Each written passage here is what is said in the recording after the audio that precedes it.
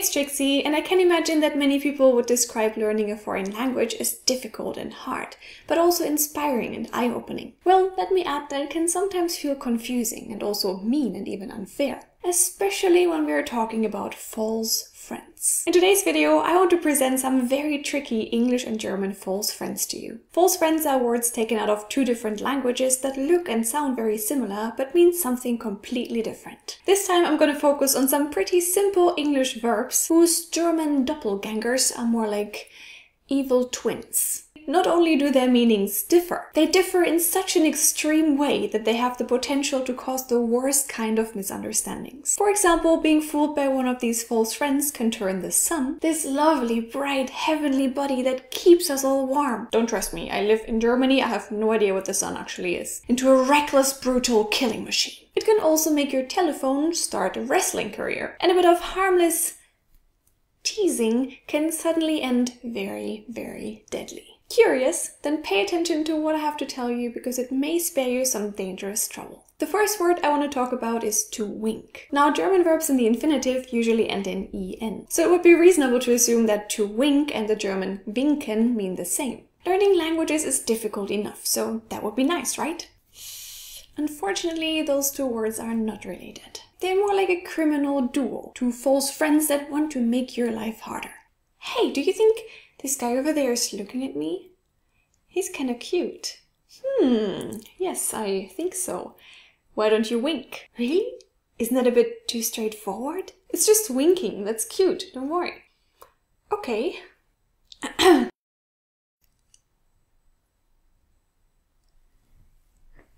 What were you doing? Oh, I think he's leaving. You must have creeped him out. Well, that was embarrassing. As you heard in this short conversation between these two young women, one of them, obviously German, to wink and winken describe some very different things. Now you know that winken is the German word for to wave. Hello!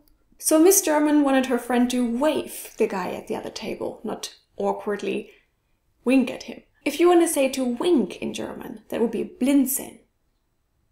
Ready for the next pair of false friends? Well, what about the English verb to ring then? As I said, most German infinitives end in en, so it would make sense that the German translation for to ring is ringen, right? Sorry to disappoint you.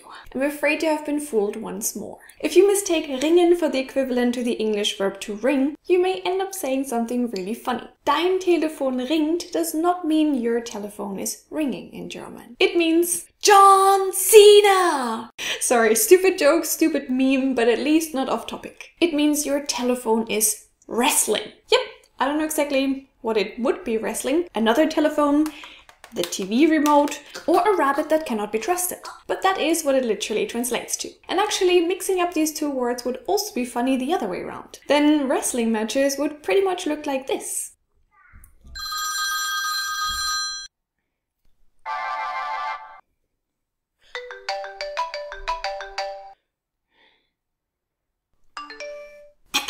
But cheesy jokes aside, let's move on.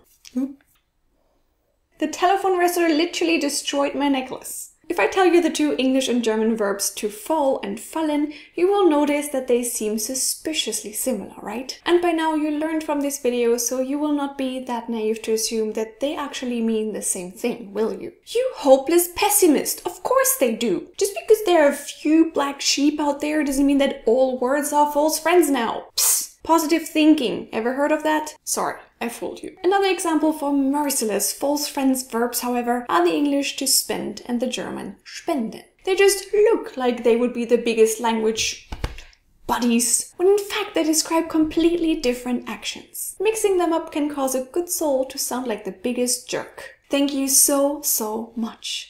During our charity event, we were able to raise an incredible amount of $10,000 that we will now use to make this world a better place. I'm going to do the only right thing with all this money. As soon as it has been transferred to my account, I'm gonna spend it. All of it. What? Can't believe that. What? Oops, this speaker was German. for sure. And instead of blatantly claiming that she would use all the raised charity money for herself, of course she actually meant to say that she would donate it, which, you guessed it, is the meaning of the German verb spenden. Yep, you heard right. In a way, spenden and to spend pretty much describe opposite things. Spending money on your own behalf, spoiling yourself, versus giving money away and donating it. So we are dealing with the evilest kind of false friends here. I really wonder how many serious misunderstandings these two words have caused already. Warning: the consequences of falling for the following false friends, wow, there have been a lot of F words in a row, are not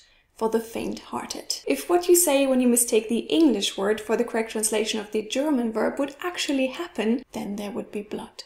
Lots and lots of blood. A horrible crime, committed by no one less than the sun. Maybe you've already heard a German saying that at some point, because I think it's a pretty common mistake. Ugh, the sun is blending me. What? Everybody run! The sun has gone insane and it's turning us all into human smoothies. Or was this just a German that confused to blend with to blind? Calm down.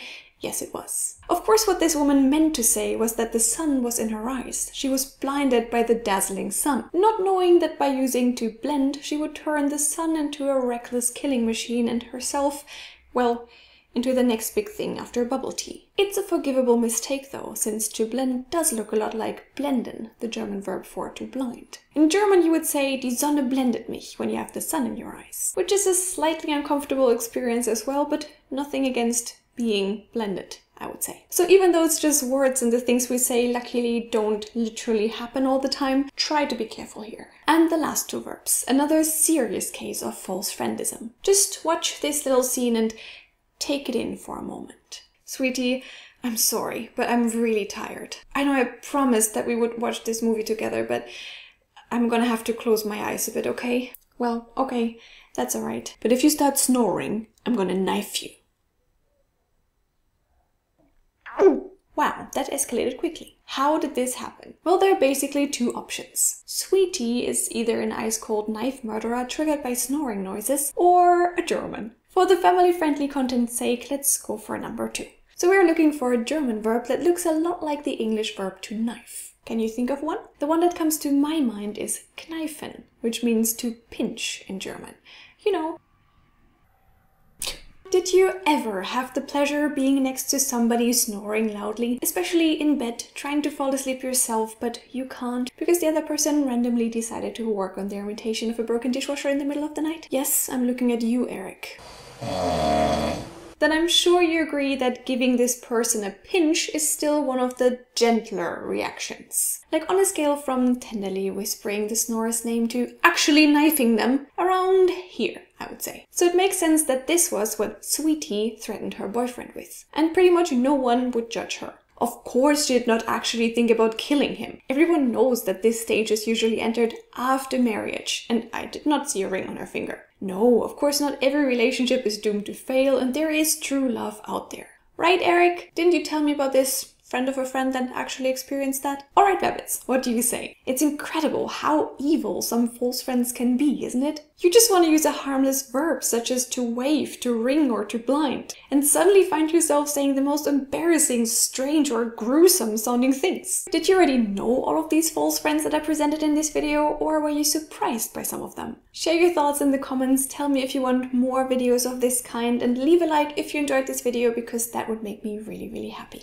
This video is over now, but if you cannot get enough of Don't Trust the Rabbit, why not follow me on Twitter, Instagram, and Facebook. Also, here is a video that you should definitely check out as well. Subscribe to Don't Trust the Rabbit for more videos like this one, and if you want to support my channel even a bit more, then you can also find me on Patreon. I would really appreciate your help. Now I wish you all a wonderful day, and I hope to see you in my next video.